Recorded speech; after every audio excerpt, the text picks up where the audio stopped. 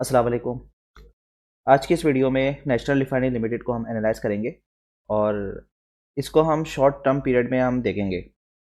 NRL की bye call दी थी trading के हवाले से, अगर मैं कहूँ तो जिस तरह से हम लोग इंटरडे करते हैं या ट्रेड करते हैं, उस हवाले से इसकी एक कॉल दी गई थी 242 के करीब। पहले तो इसकी 240 के पास कॉल दी थी और 248 का इसका सेलिंग टारगेट बताया था। तो आपने देखा 240 से ही ये रिबाउंड हुआ और 248, ये देखें 248 के पास यहाँ पे सेलिंग कर दी। उसके बाद इसकी दोबारा कॉल दी गई थी और जो कि कमांड सेंटर में भी दी गई थी और हमारे ट्रेड ग्रुप है उसमें भी दी गई थी। तो 242 पे इसकी कॉल दी गई थी। अगर मैं इसको थोड़ा सा जूम करूँ, आप लोग देख सकते हैं, तो ये 242 के पास आया था फिर अक्टूबर को, और फिर ये इससे ऊपर गया 247 तक, और फिर उसके बाद फिर ये 242 पे यहाँ पे सस्टेन करने की कोशिश करी कुछ टाइम पीरियड के लिए। तो चांसेस यही थे, उम्मीद यही थी कि 242 को ब्रेक नहीं करेगा, या लेट्स से कि 241 को ब्रेक नहीं करेगा और ये ऊपर जाएगा, मज़ीद एक और रन देगा। लेकिन इसमें अचानक से सेलिंग प्रेशर आया और इसने इसको ब्रेक करा। अच्छा, इसकी वजह जो मुझे लगती है कि इसका देखिए कोरिलेशन इसकी ATRL के साथ भी कोरिलेशन है। ATRL इस वक्त काफ़ी हाई था। NRL तो अपने EMA 20 के सपोर्ट पे था, लेकिन ATRL अपने EMA 20 से काफ़ी ज़्यादा ऊपर था। तो इसको भी अपनी सपोर्ट पर आना था। जब ये अपने सपोर्ट पर आ रहा था तो ATRL, ऑब्वियसली ATRL जब गिरेगा तो NRL में, क्योंकि कोरिलेशन है इन दोनों के आपस में, तो NRL भी गिरा। ये तो अपनी EMA 20 के सपोर्ट पर आ गया, लेकिन NRL जो है, जो ऑलरेडी अपने EMA 20 की सपोर्ट पे था, ये फर्दर डाउन हो गया और ये अपने EMA 50 के पास आके आ गया। मैंने इसका स्टॉप लॉस बताया था आप लोगों को। स्टॉप लॉस मैंने बताया था 233.9।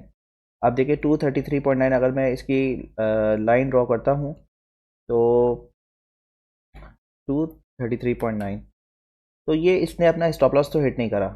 अगर मैं परसेंटेज वाइज देखता हूँ कि अगर NRL फॉर एग्जांपल किसी ने NRL बाय किया है और उसने 242 पे ही बाय किया है, तो इसका स्टॉप लॉस कितने दूर होगा? ये तकरीबन आपका बनता है 3.3%।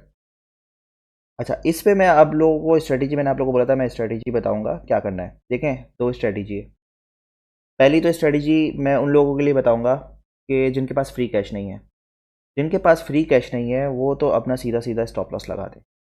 वो स्टॉप लॉस लगाएं, उनका ऑब्वियस सी बात है कि जाहिर सी बात है उनको लॉस होगा, लेकिन वो जो 3% का लॉस होगा या 3.3% का लॉस होगा, वो कवर हो जाएगा। मैं उनको ऐसा आइटम बता दूंगा लॉन्ग टर्म के, इसका ये कवर भी हो जाएगा और इंशाल्लाह उसको प्रॉफिट भी हो जाएगा। मैंने खुद NRL की काफ़ी बाइंग करी हुई है इस रेट पे 242 पे। मुझे लगता है कि इसका रिवर्सल आना चाहिए। मार्केट अभी भी अपने अप ट्रेंड में है और NRL भी अपने अप ट्रेंड में है, तो इसका रिवर्सल आना चाहिए। अच्छा, ये तो एक स्ट्रेटजी है उन लोगों के लिए, सीधी सीधी के स्टॉप लॉस लगाएं और ये ट्रेड उनके लिए ओवर हो जाएगी जिनके पास कैश मौजूद नहीं है एवरेज करने के लिए। यानी कि जितना वॉल्यूम उनके पास है उतने ही वॉल्यूम से अगर वो बाय नहीं कर सकते तो उनको स्टॉप लॉस लगाना चाहिए। और जिनके पास कैश अवेलेबल है, मैंने पहले बताया था कि ये रिस्की ट्रेड है और कम वॉल्यूम से बाय करें।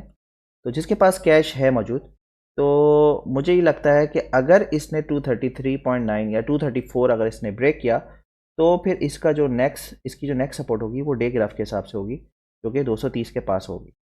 इसकी 230 के पास इसकी सपोर्ट बनेगी, 230 से 228 के पास इसकी सपोर्ट बनेगी।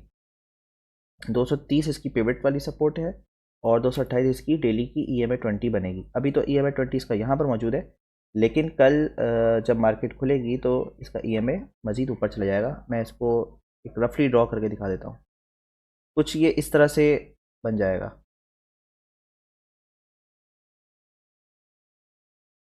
तो ये यहाँ पे कहीं लाई करेगा।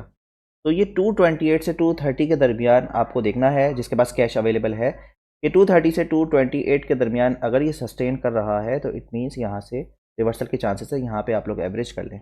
यानी एवरेज कितना करना है? फॉर एग्जांपल 242 पे आपने बाय किया है और 230 पे आपने एवरेज किया है, तो जितना वॉल्यूम आपके पास ऑलरेडी था उतने ही वॉल्यूम से आपको बाय करना है, ताकि आपका एवरेज आ जाए 236।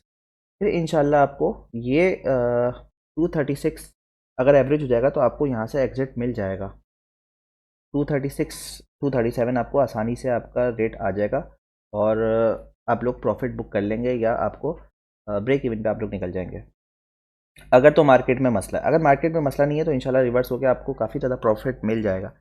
तो ये मैंने आप लोग को रिकमेंड करना था और मैं जो करूँगा मैं यही करूँगा कि 233 का वेट करूँगा और 233 पे एवरेज करूँगा। अगर 233 नहीं सॉरी 230 अगर इसका नहीं आता और मैं यहीं से रिवर्सल हो जाता है 234 के पास से, तो मैं मेरा जो नेक्स्ट टारगेट है 248 का मैं वहाँ पे प्रॉफिट बुकिंग करूँगा। अच्छा, जो दूसरे आइटम मैं बता फॉर एग्जांपल कि किसी का स्टॉप लॉस अगर हिट हो जाता है 233.9 का, तो वही क्या कर सकता है उसके लिए मैं एक दो आइटम मैं बता दूंगा, वो मुझे मैसेज कर दे। लॉन्ग टर्म उसका तकरीबन 20 से 30% गेन है। ये जो 3% गेन लॉस है ये स्टॉक मार्केट में चलता है और इंशाल्लाह मैं उसका ऐसा आइटम बताऊंगा जिससे उसको लॉन्ग टर्म पे 20% का गेन मिल सकता है। तो अब तक के लिए इतना ही। अल्लाह हाफिज़।